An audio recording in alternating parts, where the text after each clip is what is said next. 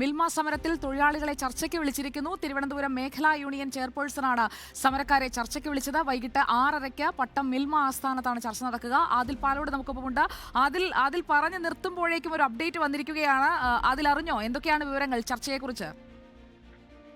പ്രശ്നം എത്രയും വേഗം പരിഹരിക്കാനാണ് മന്ത്രി തലത്തിലടക്കം നിർദ്ദേശമുള്ളത്. കാരണം പാൽ എന്നത് അത്യാവശ്യ വസ്തുവാണ്.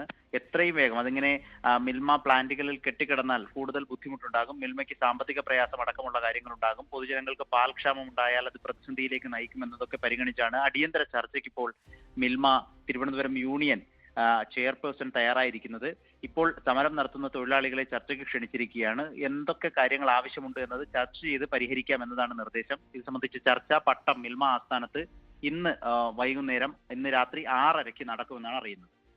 ഓക്കെ, ആദിൽ പാലോടാണ് വിവരങ്ങൾ നൽകിയത്. മിൽമ സമരത്തിലെ ഏറ്റവും പുതിയ അപ്ഡേറ്റുകൾക്കായി പ്രേക്ഷകർ തുടരുക. റിപ്പോർട്ടറിനൊപ്പം